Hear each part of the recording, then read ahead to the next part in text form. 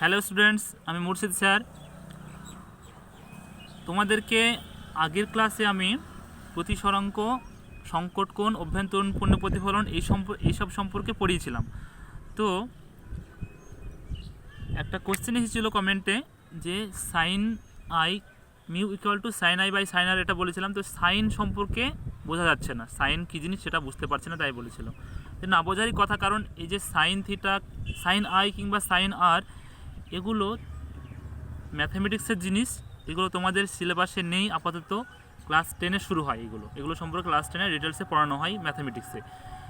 যদিও শুধুমাত্র প্রতিসরাঙ্কের জন্য তোমাদের এটা প্রয়োজন, তাই আমি সূত্রটা লিখিয়েছিলাম এবং পড়িয়েছিলাম। কিন্তু কনসেপ্ট, সাইনের কনসেপ্ট, সাইনটা আসলে কী জিনিস সেটা তো ম্যাথামেটিক্সের জিনিস, সেটা তোমাদের বোঝানো খুব মুশকিল। তবুও আমি আমার মতো করে চেষ্টা করব বোঝানোর আজকে।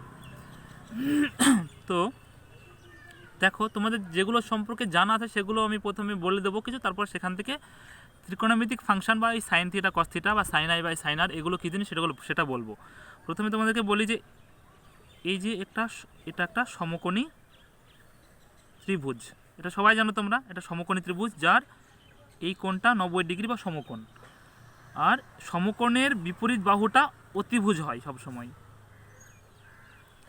অতিভুজ। আর বাকি দুটো বাহু, একটি লম্ব একটি ভূমি। সাধারণভাবে আমরা জানি নিচের দিকে যেটা থাকে সেটা ভূমি হয়, আর ওপরে যেটা থাকে সেটা লম্ব হয়। এটা আমরা সাধারণভাবে জানি, কিন্তু এটা সত্য নয়। তবে এখন ধরে নেবো এটাই, যে নিচেরটা ভূমি, ওপরেটা লম্ব। এগুলো তোমাদের জানা। আমি তোমাদের জানা বিষয়গুলো থেকে আমি তোমাদের অজানা বিষয়ে আসবো। এগুলো তোমাদের জানা, যে এটা ভূমি, এটা লম্ব, এটা অতিভুজ। আর অতিভুজের বিপরীত কোণটা এই কোণটা 90 ডিগ্রি কোণ। এবার তোমরা জানো কি না জানে না, তোমাদের আছে কি না জানে না, তবু এটা একটা বেসিক জিনিস যে এই লম্ব, ভূমি, অতিভুজের মধ্যে একটা বেসিক থিওরাম আছে বা একটা রিলেশন আছে, যেটাকে বলা হয় পিথাগোরাসের সূত্র। যার সাহায্যে আমরা এই লম্ব, ভূমি, অতিভুজ এই বাহু তিনটির মধ্যে যে কোনো দুটির মান যদি জানা থাকে, তাহলে অপর বাহুটির মান আমরা বের করতে পারি। তাহলে সূত্রটা কি? পিথাগোরাসের সূত্রটি হলো লম্ব স্কোয়ার প্লাস ভূমি স্কোয়ার ইকুয়াল টু অতিভুজ স্কোয়ার।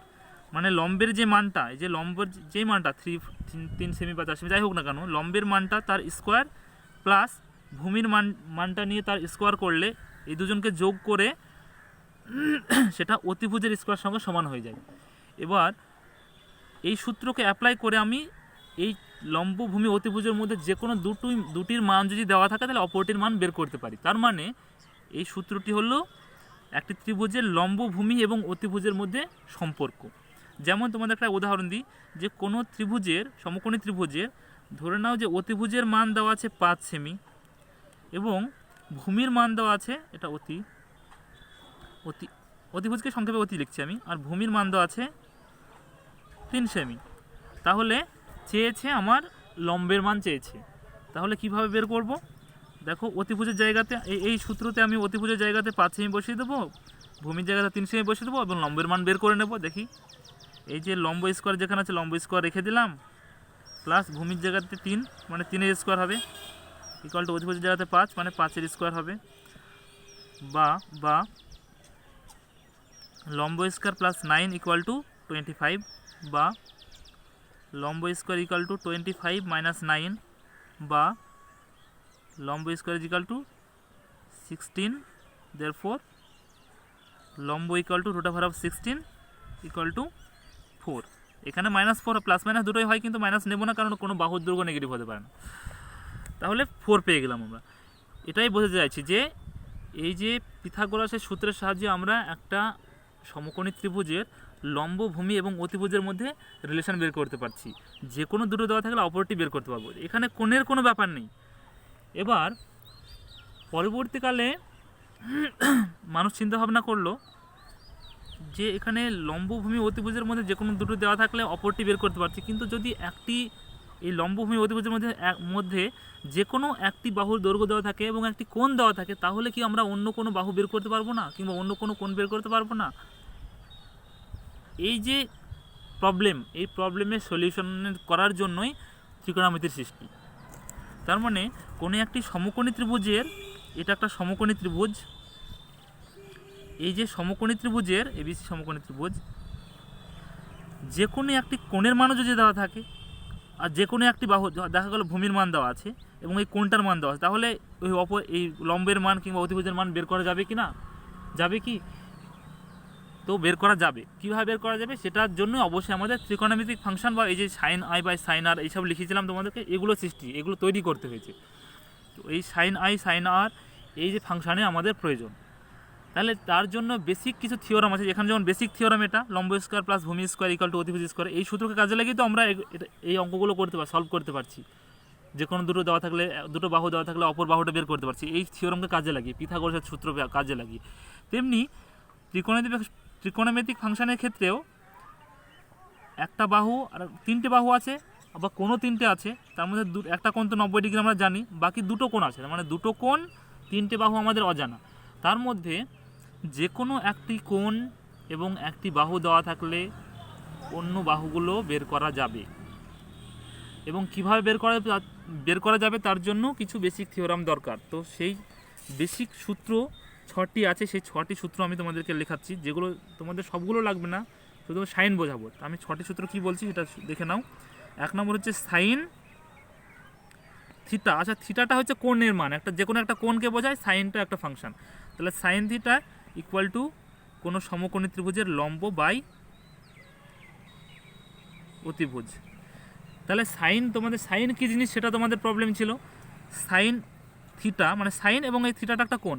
যদি কোনো ত্রিভুজের একটি কোণ থিটা হয়, থিটা মানে যে কোনো 30 ডিগ্রি হতে পারে, 50 ডিগ্রি হতে পারে, 60 ডিগ্রি হতে পারে, যে কোনো কোণ হতে পারে, থিটা একটা কোণ মানে সাইন তারপরে একটা কোণ, এই ফাংশনটা সমান সমান লম্ব বাই অতিভুজ হয়। তেমনি 2 নম্বর হচ্ছে কস থিটা ইকুয়াল টু ভূমি বাই অতিভুজ। 3 নম্বর tan theta equal two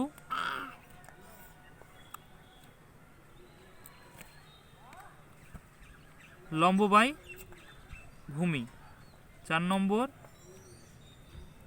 cosec theta equal to, এটার অপোজিট হবে, অনন্যক হবে, অতিভুজ বাই লম্ব। 5 নম্বর সেক থিটা ইকুয়াল টু অতিভুজ বাই ভূমি। 6 নম্বর tan theta TAN tan theta equal two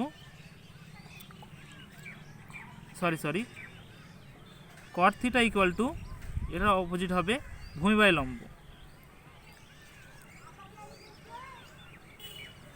তাহলে এই যে 6টা এই বেসিক ফাংশন আছে ত্রিকোণমিতির ক্ষেত্রে, 6টা বেসিক ফাংশন আছে, একটা সাইন থিটা, একটা কস থিটা, একটা ট্যান থিটা, একটা কোসেক থিটা, একটা সেক থিটা, একটা কট থিটা COT কট থিটা। তো তার মানে সাইন থিটা কিংবা কস থিটা এই যে ফাংশনগুলো, এগুলো দুটি বাহুর অনুপাত ছাড়া কিছুই নয়। একটি সমকোণী ত্রিভুজের দুটি বাহুর অনুপাত একটা ফাংশন, ত্রিকোণমিতিক ফাংশন। তো এই যে লম্ব ভূমি অতিভুজ, এটা সম্পর্কেও একটা জিনিস আমাদের তোমার জেনে বলে দেওয়া উচিত, সেটা আমি বলে দিচ্ছি। এটা এর আগে তোমাদের কি বলেছিলাম যে সমকোণের অপোজিট বাহুটা অতিভুজ তো অবশ্যই হবে, বাকি দুটোর ক্ষেত্রে নিচেরটা ভূমি ওপরেরটা লম্ব, তোমরা এটা জানো। কিন্তু এবার যেটা বলবো সেটা ভালো করে শুনবে। সমকোণের ত্রিকোণমিতির ক্ষেত্রে সমকোণে যেহেতু কোণ ইনভলভ আছে, ওখানে কোনো কোণের ব্যাপার ছিল না, এখানে কোণ ইনভলভ আছে, মানে একটা নির্দিষ্ট কোণকে ডিনোট করছে থিটাটা। সেই থিটাটাতে এই কোণটাও হতে পারে, এই কোণটাও হতে পারে, থিটাটা একটা সূক্ষ্মকোণকে মানে প্রকাশ করছে। তাহলে যদি একটা সমকোণী ত্রিভুজের এই কোণটা থিটা হয়, ধরে নিই এই কোণটা থিটা, এটাকে যদি কাজে লাগাই, তাহলে সমকোণের বিপরীত বাহুটা তো অবশ্যই অতিভুজ, আর এই দুটো বাহুর ক্ষেত্রে ভেবে নিও না যে নিচেরটাই ভূমি উপরেরটাই লম্ব, এমন কোনো ব্যাপার নেই। যেই কোণটাকে নিয়ে আমি কাজ করব, মানে এটাকে থিটা ধরেছি, থিটার অপোজিট বাহুটা অবশ্যই লম্ব হবে, এটা হচ্ছে রুলস। এটা মনে রাখবে যে থিটার অপোজিট বাহুটা লম্ব হবে, মানে এখানে থিটা ধরেছি, তার মানে এটা লম্ব আর এটা ভূমি হবে। যদি যদি আমরা এটা একটা সমকোণী ত্রিভুজ, এটাকে থিটা ধরি, আমরা এই কোণটাকে নিয়ে কাজ করি, এই কোণটাকে যদি এই কস কিংবা সাইন অ্যাপ্লাই করি এই কোণের ক্ষেত্রে, তাহলে এটা 90 ডিগ্রি অ্যাঙ্গেল, মানে এটা অবশ্যই অতিভুজ। আর থিটার অপোজিট বাহুটা লম্ব, এটা আমি মনে রাখতে বলেছি, তার মানে এটা লম্ব হয়ে যাবে। দেখো নিচে আছে তবুও লম্ব এটা, আর এটা বাকি যেটা পড়া সেটা ভূমি হবে। তার মানে নিয়ম হচ্ছে যে 90 ডিগ্রি কোণের অপোজিট বাহুটা অতিভুজ হবে, বাকি দুটির মধ্যে যে কোনো একটি লম্ব, যে কোনো একটা ভূমি হতে পারে, কিছু বলা যাবে না। যদি যেই অ্যাঙ্গেল নিয়ে আমি কাজ করব, সূক্ষ্মকোণ নিয়ে কাজ করব, সেই অ্যাঙ্গেলের বিপরীত বাহুটা অবশ্যই থিটা লম্ব হবে, এটা মনে রাখবে। তো এই হচ্ছে ব্যাপার। দেখো এই সূত্রগুলো কাজে লাগিয়ে যদি লম্ব দেওয়া থাকে, অতিভুজ দেওয়া থাকে, তাহলে সাইন থিটার মান থেকে আমরা এই কোণের মান বের করতে পারবো, সূক্ষ্মকোণটা বের করতে পারবো। কিংবা সূক্ষ্মকোণটা যদি দেওয়া থাকে, ধর থিটার মান দেওয়া আছে 30 ডিগ্রি, তাহলে এই কোণের আর লম্বের মান দেওয়া আছে, তাহলে লম্ব আর এই কোণ থেকে অতিভুজের মান আমরা বের করতে পারবো। সেটা কীভাবে বের করতে পারবো তোমাদেরকে আমি বলছি। যে পরিমাপ করে দেখা যাচ্ছে যে যদি থিটার কোণের মান, এই থিটা কোণের মান 30 ডিগ্রি হয়, 30 ডিগ্রি হয়, তাহলে এই লম্ব আর অতিভুজ এদের রেশিওটা, মানে লম্ব আর অতিভুজের রেশিওটা সবসময়, যদি থিটা কোণের মান 30 ডিগ্রি হয়, তাহলে লম্ব আর অতিভুজের রেশিও সবসময় 1/2 হয়। এটা তোমরা চেক করো, তোমরা জিওমেট্রি বক্স নিয়ে সেখানে স্কেল দিয়ে দাগ দিয়ে তোমরা স্কেল দিয়ে মেজার করে দেখতে পারো। যদি এই অ্যাঙ্গেলটা সূক্ষ্মকোণটা 30 ডিগ্রি হয়, তাহলে লম্ব এবং অতিভুজের রেশিও সবসময় 1/2 হবে। এইভাবে মেজার করে করে বেসিক কিছু কোণের ক্ষেত্রে আমরা সাইন থিটার মান বের করতে পারি। তার মানে সাইন থিটার মান হাফ বলতে পারি আমরা সবসময়ের জন্য। তো এরকম দেখা যাচ্ছে যে যদি থিটা সমান 30 ডিগ্রি হয়, তাহলে sine theta equal to half হবে। যদি থিটা ইকুয়াল টু 0 ডিগ্রি হয়, 0 ডিগ্রি তো আমার কনসেপ্ট নেই, 0 ডিগ্রি বাদ দিলাম, যদি 45 ডিগ্রি হয়, তাহলে সাইন থিটা ইকুয়াল টু 1/√2 হয়। মানে লম্ব আর সাইন থিটা মানে কি, লম্ব বাই অতিভুজ, মানে লম্ব এবং অতিভুজের রেশিও 1/2 হয়।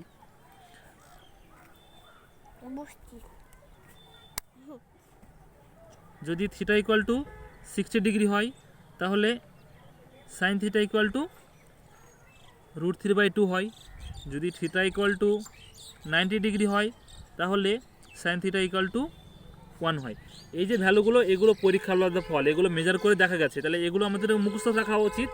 এগুলো আমরা মুখস্থ করব যখন আমাদের দরকার ত্রিকোণমিতি, তখন। এখন আমরা কিছু মুখস্থ রাখবো না। এখন তোমাদেরকে আমি কী কারণে এই ত্রিকোণমিতিক ফাংশন প্রয়োজন হচ্ছে সেটাই বোঝানোর জন্য এত কিছু বলছি। তাহলে দেখে নাও, দেখো প্রত্যেকটা একটা নির্দিষ্ট কোণের জন্য আমরা এই যে ফাংশনগুলো প্রত্যেকটার মান আমাদের জানা আছে, তাই না? তাহলে ভেবে নাও যে এই থিটার মান দেওয়া আছে 45 ডিগ্রি, তাহলে আমরা এই থিটার জায়গাতে 45 লিখব, সাইন 45, এবং তার মান হবে 1/√2, তাই তো? তাহলে এখানে 1/√2 লিখে দেবো। আচ্ছা বলছি, যদি একটা ত্রিভুজের ক্ষেত্রে দেওয়া আছে যে থিটা ইকুয়াল টু 30 ডিগ্রি এবং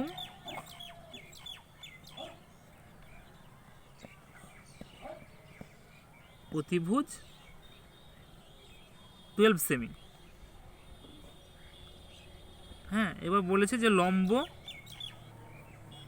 ইকুয়াল টু কত। তাহলে দেখো আমরা ফর্মাল পড়ব, সাইন থিটা ইকুয়াল টু লম্ব বাই অতিভুজ, তাই তো? এটা আমরা সূত্র জানি। তাহলে সাইন থিটার জায়গাতে 30 লিখে দিলাম, ইকুয়াল টু লম্বের জায়গাতে আমরা জানি না, লম্ব রেখে দেবো, লম্ব বাই অতিভুজের জায়গাতে 12 লিখব। বা সাইন থিটার মান কত বললাম, সাইন থিটার মান হাফ, সাইন 30 ডিগ্রি মান, যদি থিটার ভ্যালু 30 ডিগ্রি হয়, তাহলে সাইন 30 ডিগ্রি ভ্যালু হয় হাফ হয়, তাহলে হাফ ইকুয়াল টু লম্ব বাই 12। এটা থেকে সলভ করে আমরা a2 এখানে নিচে নিচে কেটে গিয়ে 6 হয়ে যাবে, তার মানে আমরা পেয়ে যাচ্ছি যে লম্ব ইকুয়াল টু 6, লম্বের ভ্যালু পেয়ে গেলাম। মানে এটাই বলতে চাইছি, তোমাদেরকে প্রথমেই বলেছিলাম যে ত্রিকোণমিতি এই কারণে সৃষ্টি করা হয়েছে যে একটা সমকোণী ত্রিভুজের ক্ষেত্রে যদি কোনো একটা অ্যাঙ্গেল দেওয়া থাকে, কোনো একটা কোণ দেওয়া থাকে, তাহলে সেই কোণ থেকে আমরা কোনো বাহুর দৈর্ঘ্য বের করতে পারবো অন্য কোনো। এর আগে কি এই যে পিথাগোরাস সূত্রের সাহায্যে কী করছিলাম, যে কোনো দুটো বাহু দেওয়া থাকলে তবে আর অপর বাহুটা বের করতে পারছিলাম। এখানে দুটোর প্রয়োজন হচ্ছে না, একটি বাহু এবং একটি কোণ দেওয়া থাকলে তবুও অপর বাহুগুলো বের করতে পারবো। তাহলে এটাই ত্রিকোণমিতির কাজ। তাহলে এটা হচ্ছে বেসিক জিনিস। এবার তোমাদেরকে ফিজিক্যাল সায়েন্সে নিয়ে আসি। ফিজিক্যাল সায়েন্সে যে তোমাদেরকে সাইন আই সাইন আর করেছিলাম, এই লম্ব অতিভুজ এইসব ব্যাপার, তাহলে তোমাদেরকে এটা মুখস্থ রাখতে হবে। তোমাদের অন্য এগুলো কিছু মনে রাখতে হবে না, এসব কিছু এখন জানতে হবে না, সব তোমাদের ক্লাস 10-এ আছে এবং সেটা ফিজিক্যাল সায়েন্সে নয়, ম্যাথামেটিক্সের কাজে লাগবে। আপাতত তোমাদের সাইন নিয়ে প্রবলেম, সাইন আই আর সাইন আর, এখানে আই এবং আর দুটো অ্যাঙ্গেলকেই বোঝাচ্ছে। এখানে যেমন আমরা থিটা লিখছি, তাই একটা অ্যাঙ্গেলকে প্রকাশ করছি থিটা দিয়ে। ওখানে আমরা ফিজিক্যাল সায়েন্সে আই এবং আর দিয়ে কোনো একটা অ্যাঙ্গেলকে প্রকাশ করছি। আই দিয়ে আমরা আপতন কোণকে এবং আর দিয়ে প্রতিসরণ কোণকে প্রকাশ করেছি জাস্ট, মানে ওগুলো কোনো কোণকেই প্রকাশ করে। তাহলে তোমাদেরকে এখন সাইন নিয়ে ভাবতে হবে। সাইন থিটা বা সাইন আই ইকুয়াল টু ভেবে নেবে যে লম্ব বাই অতিভুজ, এটা তোমরা মনে রাখবে শুধুমাত্র, এটা মুখস্থ করে নেবে যে সাইন থিটা ইকুয়াল টু লম্ব বাই অতিভুজ। এবার ফিজিক্যাল সায়েন্সে তোমাদেরকে তার মানে এই সাইন তারপরে অ্যাঙ্গেল, যে সাইন আই কিংবা সাইন আর কিংবা সাইন থিটাই বলো না কেন, এগুলোর একটা নির্দিষ্ট মান হয়, সংখ্যাগত মান। সংখ্যা মানে এদের মান একটা নির্দিষ্ট সংখ্যা। যেমন সাইন 30 ডিগ্রির ভ্যালু তোমাদেরকে বললাম হাফ, 1/2। সাইন 45 ডিগ্রির ভ্যালু 1/√2। সাইন 60 ডিগ্রির ভ্যালু √3/2। এরকম তার একটা নির্দিষ্ট মান হয়। তেমনি সাইন আরও আই এর একটা নির্দিষ্ট মান আছে, সাইন আরও একটা নির্দিষ্ট মান আছে। তোমাদের তাহলে একটা যেটা এবার ফিজিক্যাল সায়েন্সে আসি, দেখো এটা একটা তল, এই তলে ধরে নাও একটা রেখা আপতিত হয়েছে, রশ্মি, এবং সে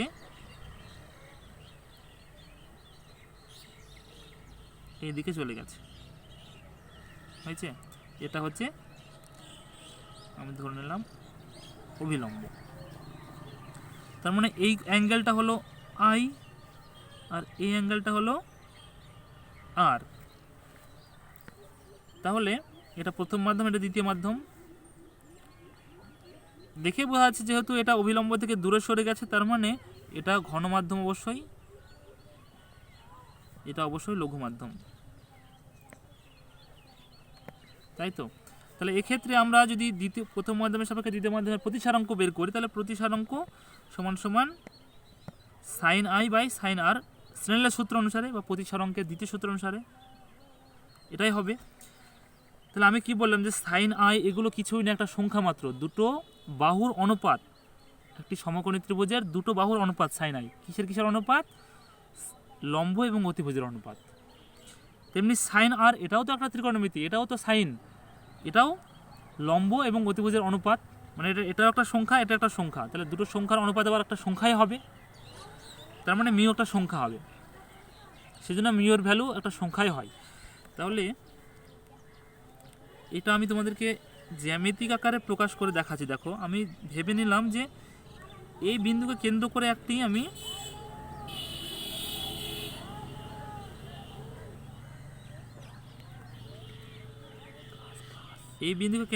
একটা কি বলবো ক্লাস করছি, বৃত্ত আঁকলাম।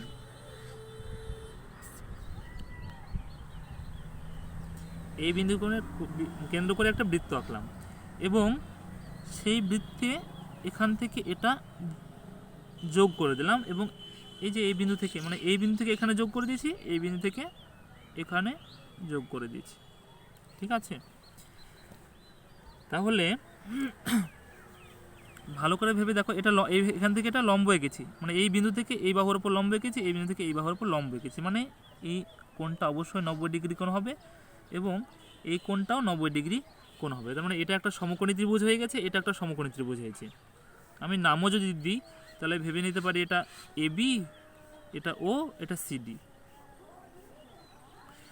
তাহলে প্রথম যে ত্রিভুজ এ বিও, এই সমকোণী ত্রিভুজের ক্ষেত্রে আমাদের এই অ্যাঙ্গেলটা আই, তো এটা একটা নির্দিষ্ট কোণ, এই অ্যাঙ্গেলের সাপেক্ষে এটা লম্ব হবে, তাহলে এটা ভূমি হবে, আর সমকোণের বিপরীতে এটা অতিভুজ হবে। আমি কি বললাম যে যে অ্যাঙ্গেল নিয়ে আমরা কাজ করব, যেই কোণটা নিয়ে আমরা কাজ করব, সেই কোণের বিপরীত বাহুটা অবশ্যই লম্ব হবে। এখানে যেহেতু এই কোণটা হচ্ছে আই, এই কোণটা নিয়ে কি কাজ করছি, সাইন আই লেখা আছে, মানে এই কোণটা নিয়ে কাজ করছি, এই কোণের বিপরীত বাহুটা এটা লম্ব হয়ে যাবে, এটা লম্ব, আর এটা তার মানে ভূমি হবে, আর সমকোণের বিপরীতে এটা অতিভুজ হবে সবসময়। আবার এটা যেহেতু আর, এটার ক্ষেত্রে এটা লম্ব হবে, এটা ভূমি হবে, এটা অতিভুজ হবে। তাহলে আমরা দুটো ত্রিভুজ নিয়ে কাজ করবো। তাহলে আমি এখানে দেখাচ্ছি সাইন আই মানে এই ত্রিভুজের ক্ষেত্রে এর লম্বটা মানে এবি, আচ্ছা লিখেও দিচ্ছি, সাইন আই মানে লম্ব বাই অতিভুজ, মানে তারা মুখস্থ করতে বলেছি। সাইন আই মানে লম্ব বাই অতিভুজ, আর লম্ব মানে এবি, আর অতিভুজ মানে হচ্ছে এও। সাইন আই পেয়ে গেলাম এটা। আবার এই ত্রিভুজ থেকে নিচ্ছি আমি তখন সাইন আর ইকুয়াল টু, এখানেও লিখছি যে লম্ব বাই অতিভুজ, এখানে লম্ব কোনটা, এই যে আর কোণের বিপরীত বাহু মানে এটা সিডি, বাই অতিভুজ কোনটা ডিওটা অতিভুজ। তাহলে মিউ ইকুয়াল টু স্নেলের সূত্র অনুসারে mu equal to sine i by sine r আমরা জানি, তাহলে এটা আমরা পুট করে দেখাচ্ছি। সাইন আইয়ের জায়গাতে আমি এবি বাই এও লিখছি, এবি বাই এও, বাই সাইন আর এর জায়গাতে সিডি বাই ডিও লিখছি, সিডি বাই ডিও। এটা একটা ভগ্নাংশ, এটা একটা ভগ্নাংশ, সেক্ষেত্রে আমরা কি জানি, উপরের ভগ্নাংশটা প্রথমে লিখতে হয় এবং ইনটু দিয়ে নিচের ভগ্নাংশটাকে উল্টো করে লিখতে হয়, অনন্যকে নিতে হয়।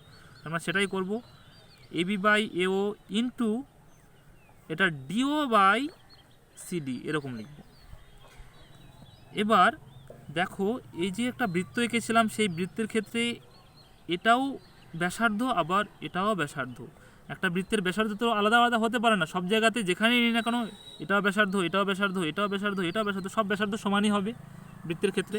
তার মানে আমরা ভাবতে পারি যেহেতু এও এবং ওডি দুজনেই বৃত্তের ব্যাসার্ধ, সেজন্য এও আর ডিও দুজনেই সমান, মানে এও আর ডিও আমি কেটে দিতে পারি, দুজনেই তো সমান, মানে এওর জায়গাতে ডিও কিংবা ডিও জায়গাতে এও লিখতে পারি। এবি বাই এও ইন্টু ডিও জায়গাতে আমি এও লিখলাম, এও বাই সিডি, এবং এও কেটে দিলাম। এখানে ব্র্যাকেটে আমি লিখছি যেহেতু এও ইকুয়াল টু ডিও, একই বৃত্তের ব্যাসার্ধ,